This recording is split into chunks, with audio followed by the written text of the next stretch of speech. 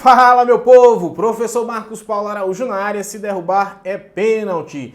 Tema da nossa aula de hoje, direito administrativo, vamos falar sobre a intervenção do Estado na propriedade. Como é que isso se dá? Vale ressaltar, ou melhor dizendo, vale a pena lembrar, que a intervenção do Estado ocorre de forma em que há uma prevalência, uma sobreposição do interesse público sobre o interesse particular, supremacia do interesse público, sobre o interesse privado, tudo bem? É uma forma que o Estado utiliza, para poder se apossar, legalmente falando, da propriedade aí do particular, tudo certo? Veja comigo então na tela, vamos lá, se ligue, ó. Supremacia do interesse público sobre o privado, e aí nós estaremos diante da intervenção do Estado na propriedade. Como é que isto ocorre, Quais são as formas em que a intervenção acontece, beleza? Ela acontece de forma restritiva e de forma supressiva, Na forma restritiva, nós temos o quê? Nós vamos ter uma restrição da propriedade, não há uma transferência de propriedade, já antecipando para vocês. O Estado, na verdade, ele vai fazer uso da propriedade do privado, porém não há uma transferência, Ele vai, a posse, ou melhor dizendo, a propriedade ainda continuará, na propriedade de quem? Ou na posse de quem? Do seu próprio particular, tá certo? Não há uma transferência da propriedade. Isso quando nós estamos falando, é claro, de uma intervenção de forma restritiva. Nós vamos estudar isso mais adiante um pouquinho, aqui no nosso curso também. Já na intervenção supressiva, o Estado pega para si, atrai para si, traz a propriedade daquele imóvel que até então era do particular e vai passar para o Estado, beleza? Tudo bem? Então há uma restrição desta propriedade, do uso, do gozo, do usufruto. Tudo bem até aqui? Tudo tranquilo? Sigamos então adiante, veja comigo na tela. Olha só, forma restritiva e a intervenção de forma supressiva. Quando nós estamos falando de forma restritiva, o bem continua na mão do particular. Então, portanto, nesses casos aqui, o Estado, ele não toma de conta a faca cega.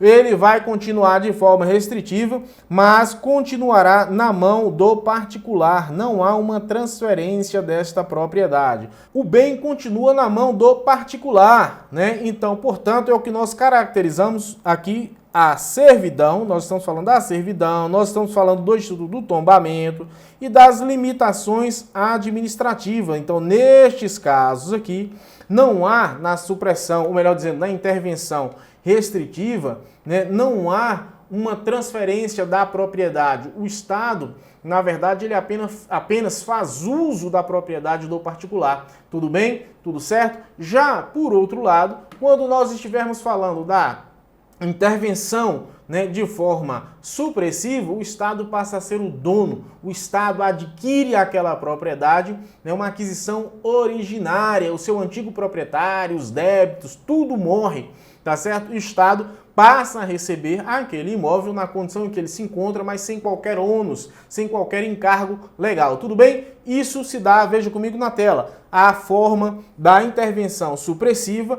o bem vai passar para o Estado, há uma transferência aqui, há uma propriedade, o bem transfere, na verdade, é transferida a sua propriedade para o Estado. E onde é que a gente vê isso? Isso vai acontecer na figura da desapropriação, que é justamente o instituto em que nós estamos estudando, ou nós estudaremos, de forma mais aprofundada agora, que é justamente a forma em que o Estado vai expropriar o bem do particular. Tudo bem até aqui? Tudo tranquilo? Sigamos então adiante.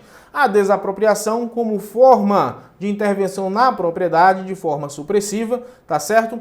A desapropriação que nós temos de uma forma, eu diria, comum, Nós chamamos a intervenção na propriedade mais comum, a desapropriação comum, é aquela que está no artigo 5º, inciso 24 da Constituição Federal de 1988. Vejamos então o que estabelece o inciso 24 do artigo 5º. Veja comigo na tela, se ligue.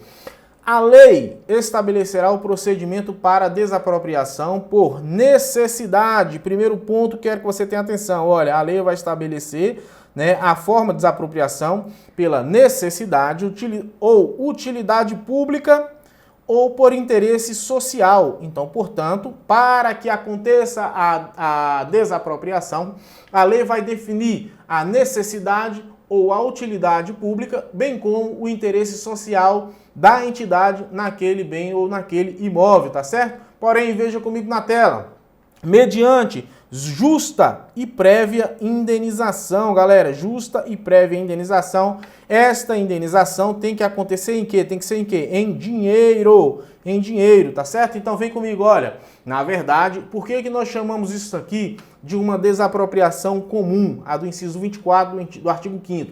Porque esta desapropriação é aquela, ou melhor dizendo, é a única que vai acontecer o quê, gente? Uma desapropriação em dinheiro, o pagamento é feito em dinheiro. É por isso que é a desapropriação comum que nós chamamos, né? Então, a entidade vem e declara a necessidade, a utilidade pública ou interesse social. São esses três requisitos, mediante o quê? Justa e prévia indenização em alegria. Din-din, faz-me rir, tá certo? É a forma de pagamento. Mas, professor, então somente essas as formas de intervenção?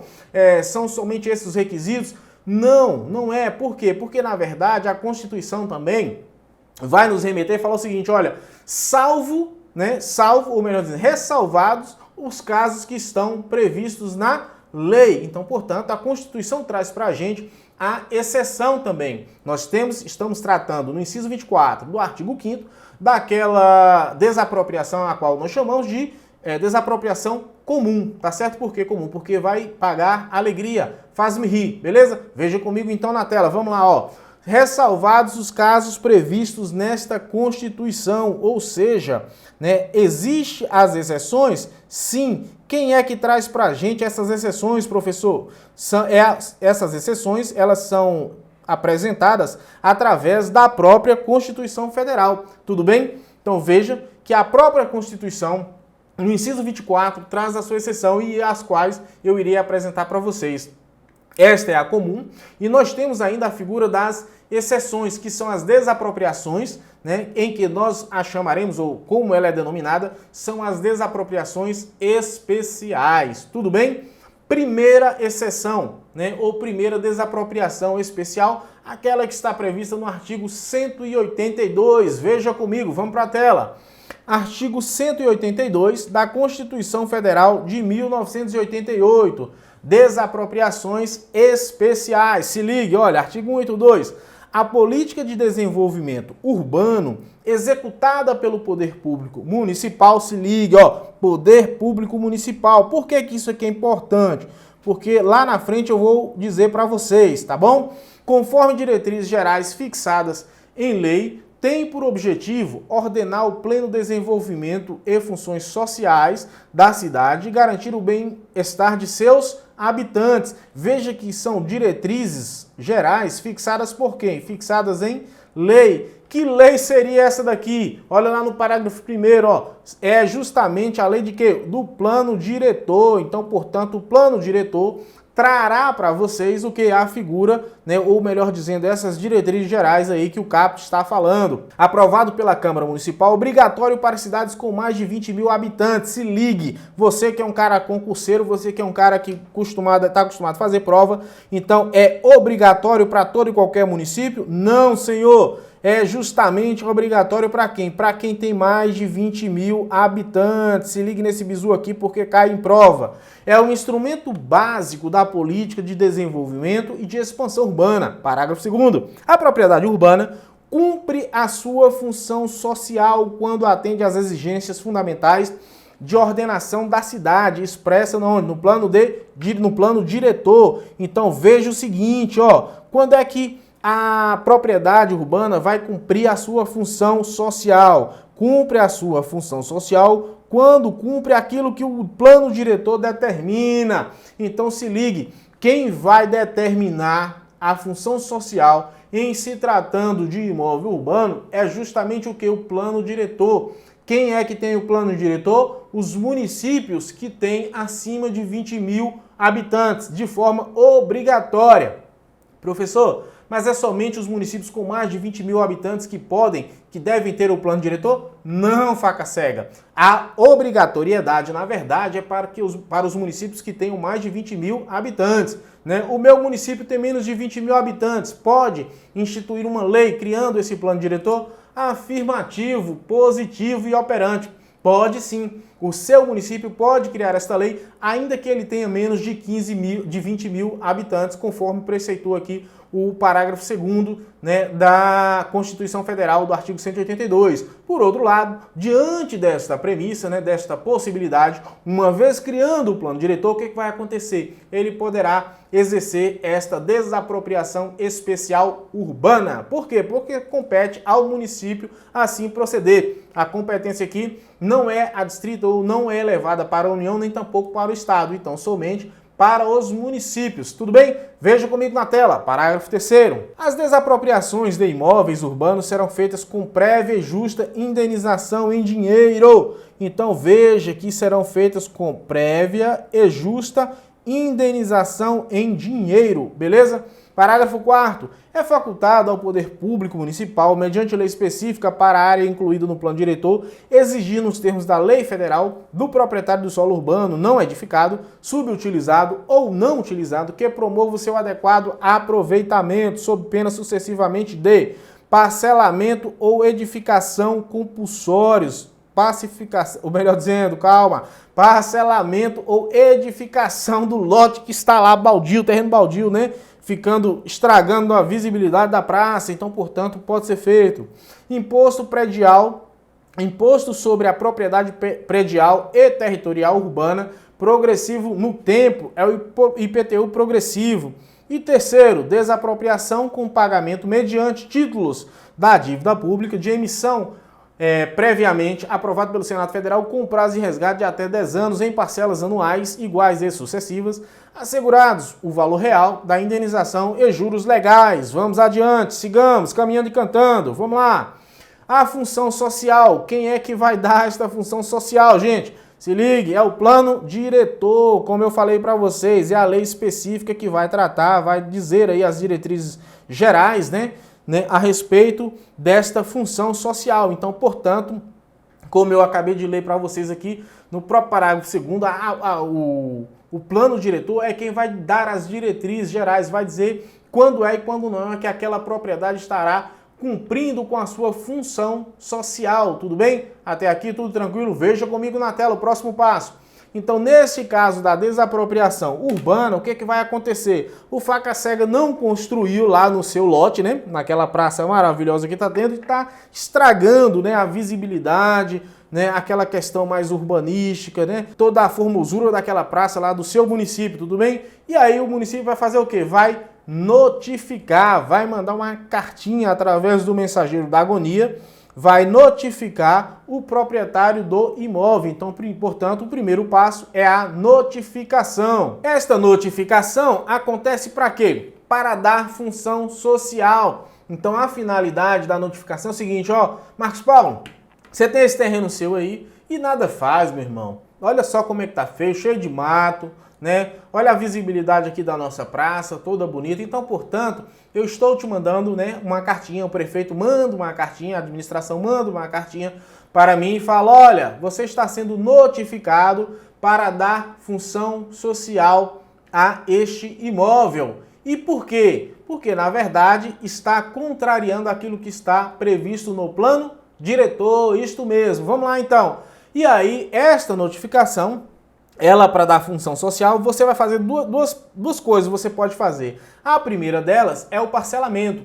A segunda delas é justamente o quê? A edificação. Então, a cartinha aqui, na verdade, é para você parcelar, né, fazer o parcelamento, você vai lotear, fazer o que quiser, ou você vai edificar, meu camarada, você vai construir, tá bom? Porque, na verdade, deixar como está não pode mais. Então, eu estou te notificando, enquanto administração, para que você dê uma função social né, para este imóvel, quando na verdade para que você de forma compulsória venha a parcelar ou edificar. Você vai lotear aquilo ali ou edificar ou construir, beleza? Como que isso acontece? Isso acontece através desta notificação que ocorre de forma compulsória. Compulsória por quê, professor? Porque é obrigatória, não tem como escolher dizer que não vai fazer. Ou você faz ou você será punido.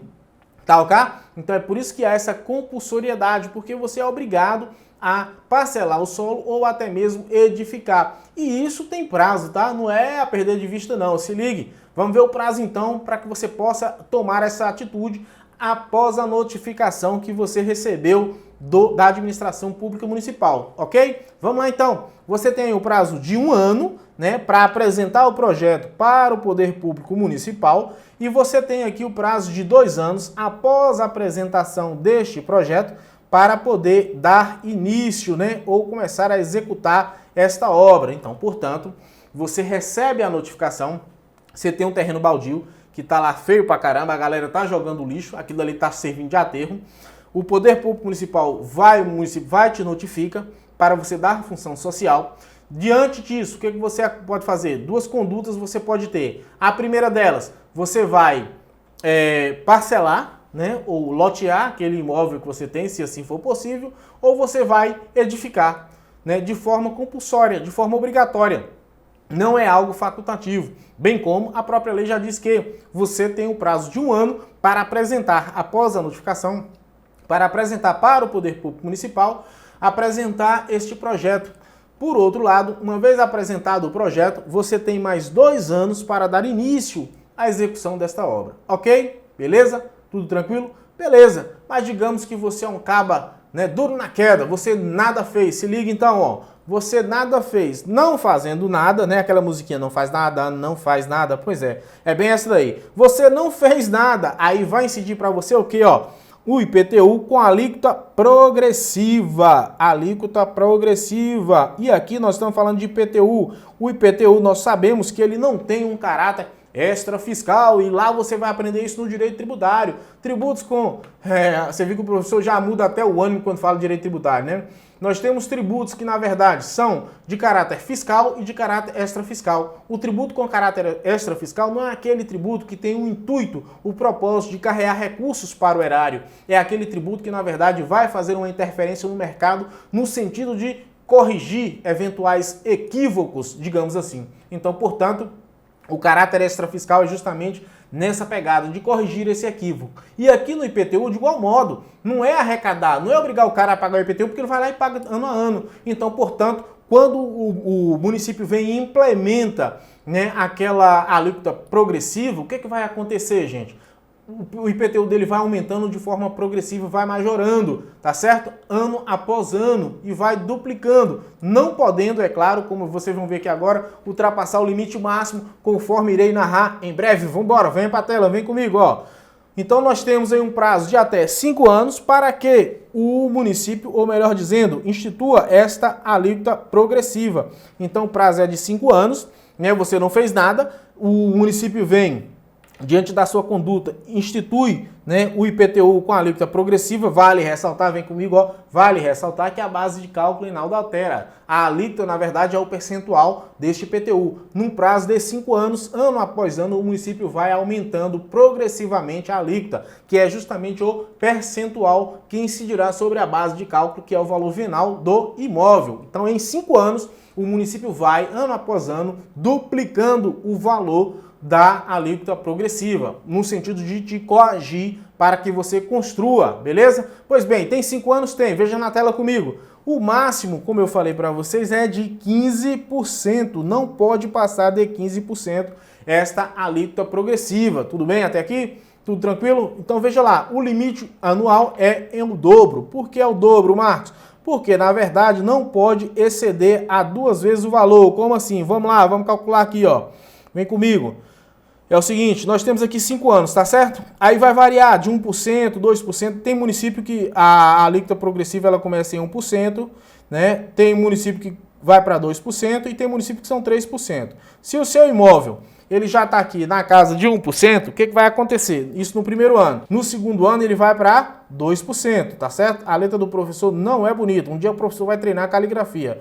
No terceiro ano, aqui já são 2, vai para 4%. No quarto ano, que aqui é 4, vai para 8%, tá certo? E no quinto e último ano vai para 16%. Opa! Errou, faca cega, 15%. Por quê? Porque eu falei para vocês que, na verdade, não pode ultrapassar os 15%, tá certo? Então é justamente nesse sentido, a pegada é essa. Se já começou, professor, em 3%, você multiplica. Primeiro ano, 3, no segundo, 6, no terceiro, 12, no quarto, 24 e no quinto e último, ou melhor dizendo, no quarto não pode passar dos 24. Oh, calma, professor, por quê? Porque o limite máximo é de 15% do valor do que você paga, tá bom? Mas ainda assim você é um cara durão. Você não quer pagar e não quer construir, não quer parcelar o solo. O que vai acontecer com você? Ó, se ligue na tela. Vai existir a desapropriação. Você irá perder o seu imóvel, tá? O município vai desapropriar, vai expropriar. Tudo bem, então? Até aqui. E aí, é claro, na fase que nós estamos tratando aqui da desapropriação, nós estamos falando justamente da desapropriação de um imóvel urbano. Isso aqui é a fase preparatória. Perceba que aqui, nesse caso, por exemplo, existe um procedimento prévio, diferentemente do que vai acontecer nas outras desapropriações especiais, tá certo? Ou expropriações. Na urbana, existe um passo a passo que, diferentemente, na intervenção, na desapropriação para fins de função social ou de reforma agrária, por exemplo, não existe isso não. A pancada ela é certeira, bateu, segurou, perdeu, expropriou, partiu, sorriu. Vamos lá, vamos seguir então. Mais adiante, vejamos. Desapropriação especial urbana. Pagamento em título da dívida pública. Então, portanto, essa desapropriação vai acontecer através de pagamento da dívida pública. Não é em alegria não, faca cega. Não é em dinheiro não, é em título da dívida pública. Isso quer dizer o quê, Marcos? Que você poderá resgatar esses valores em até 10 anos. Chora, papai. Você não quis, na verdade, construir. O que era mais fácil? O que era mais fácil? Era construir, fazer um muro, velho. Na moral, construir um muro ali, ficaria de boa, bonitinho, no sapatinho, ou entregar aquele imóvel seu para o município. E aí, nós vamos aprender aqui depois, quando nós estivermos falando da promoção da fase executória, que você só vai discutir o valor, entendeu? Você será desapropriado compulsoriamente. Não tem como você, eu não quero dinheiro, porque o valor está baixo. Não. Se houver divergência, o magistrado, ou através da arbitragem, como a gente vai ver, ou da mediação, se houver essa possibilidade, vai se estabelecer de forma administrativa, né? De forma, mas como você não quer, então será judicial. E aí, portanto, o magistrado irá fixar o valor daquilo com base, é claro, em laudos, né? Isso geralmente é feito dessa forma, base no valor venal, enfim. Mas você vai ter que entregar o imóvel e será indenizado por conta disso. Se será a contento ou não o valor do seu imóvel, aí são outros 500, beleza? Mas nesse caso aqui, vai ser em títulos da dívida pública, desapropriação especial. Vamos lá, veja comigo, ó. Quem pode se valer dessa desapropriação? Por isso que eu falei para vocês lá atrás, para prestar atenção, porque na verdade nós estamos falando de plano diretor e quem tem competência, quem é que pode se valer dessa desapropriação, Marcos? O município. A União pode? Não, faca cega, porque a gente viu no próprio artigo 182. Então, portanto, a administração, ou melhor dizendo, volto a dizer, a desapropriação especial urbana, ela é voltada para quem? Para o município, tá certo? Então, somente o município é quem pode agir nesse sentido. Bacana? Tranquilidade? E é qualquer município? Lembra que eu falei para vocês, é ou não é? Não é qualquer município. São aqueles que possuem o quê, gente? São aqueles municípios que possuem plano diretor. Se o seu município, na verdade, vem comigo. Se o seu município acima de 20 mil habitantes, o plano diretor é obrigado, mas para que você, enquanto município, possa fazer uso, né, desse Instituto da Desapropriação, há a necessidade de quê? Há a necessidade de se ter um plano diretor. Não importa se o teu município tem 15 mil, 8 mil, 10 mil habitantes e quer desapropriar através da desapropriação especial urbana. É possível? É. É competência do município? Sim. Poderá fazer todo e qualquer município? Não. Por quê? Porque há necessidade do plano diretor. Se tiver o plano diretor, ok, cumpriu o requisito, vai se desapropriar. Não cumprindo os requisitos, não há que se falar em desapropriação. Beleza? Tranquilidade? Suave na nave? Vamos lá então, agora falando sobre a desapropriação especial rural. Onde é que tem previsão? Nós falamos da desapropriação comum, inciso 24, artigo 5º da Constituição Federal. Falamos também da desapropriação especial urbana, artigo 182 da Constituição Federal de 1988. E agora vamos falar da desapropriação especial rural. Onde é que está previsto isso, professor? Artigo 184 ao 186 da Constituição. Comigo na tela, vamos lá. O artigo 184 diz o seguinte, olha, compete à União, se ligue, faca cega, que eu falei anteriormente que competia ao município, não foi? Pois é, e aqui compete a quem? Compete à União, ó. Para você não ser engolido aí na sua prova, na sua questão. Compete à União desapropriar, por quê? Primeiro passo, interesse social. Então, portanto, na desapropriação pelo interesse social, compete à União. Esta desapropriação, ela é vinculada, por quê? Porque a Constituição diz que compete à União desapropriar por interesse social para fins de quê? De reforma agrária. Então, veja que a destinação aqui dessa desapropriação tem uma vinculação, né, que é para fins de reforma agrária. O imóvel rural que não esteja cumprindo a sua função social mediante prévia e justa indenização em títulos da dívida agrária, com cláusulas de preservação do valor real resgatáveis no prazo de até 20 anos. Veja que no anterior nós vimos que o prazo, né, na verdade, é de até 10 anos na desapropriação urbana. E perceba que na rural é até 20 anos. Lá é através de título da dívida pública. E aqui nós estamos falando de títulos da dívida agrária. Tá certo? Tudo tranquilo até aqui? Cadê? Deixa eu marcar, rapaz. Vamos lá. Da dívida agrária, ok? A partir do segundo ano de sua emissão e cuja utilização será definida em lei. Então vamos para a tela, veja comigo. Desapropriação especial rural. Primeiro passo, função social. Artigo 184 a 186 da Constituição. Né? Quem é que vai definir esse negócio? Uma vez não cumprido, digamos assim, a propriedade rural não estando cumprido a sua função social, ela será desapropriada. Então, portanto, não cumpriu com a sua função social, ela será desapropriada.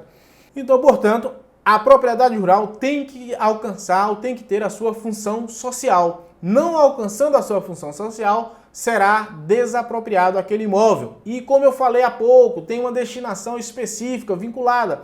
Uma vez desapropriando, qual é a destinação? Para fins de reforma agrária, interesse social. Veja comigo aí na tela. Então, portanto, olha, a função social da propriedade, se não for alcançada, haverá uma desapropriação para fins de interesse social e para fins de reforma agrária. Até aqui tudo tranquilo, sem maiores dificuldades. Você pode ver comigo aí na tela, conforme o próprio artigo 184. Essa desapropriação, ela vai ter um pagamento. Esse pagamento, gente, vai ser através de títulos da dívida agrária. Tá aqui, ó. E o prazo, como vocês já viram lá atrás, eu acabei de mencionar, o prazo disso daqui, na verdade, é de em até 20 anos, não é verdade? Pois bem, uma vez feito esse pagamento através de títulos, né, que é o prazo máximo dos 20 anos, o Estado vai se apropriar deste imóvel rural e vai dar uma destinação específica. Tudo bem até aqui?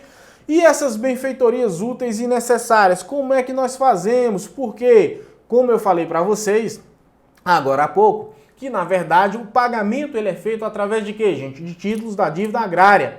Mas é a regra. Porém, existe o quê? Algumas exceções. A própria Constituição traz para a gente essa exceção, que é justamente o quê? As benfeitorias úteis e necessárias. Estas benfeitorias úteis e necessárias, elas serão, na verdade, indenizadas. Tá tudo bem até aqui? Então, portanto, via de regra, é feito o quê? O pagamento através de título da dívida agrária, porém, as benfeitorias úteis e necessárias, elas serão pagas em dinheiro. Alegria, faz-me rir, beleza? Tudo tranquilo? Vamos lá, veja comigo na tela, ó. Nós estamos falando da função social e eu vos pergunto, quem define a função social da propriedade rural? Por outro lado, veja comigo, nós falamos ainda há pouco que a função social na propriedade urbana, quem delimita, quem traça, quem identifica é o plano diretor. Aqui no caso, quem é que vai identificar na verdade? Quem é que vai decifrar o que é ou não, se aquela propriedade ou não alcança a sua função social? Se ligue, veja comigo, o que diz a Constituição?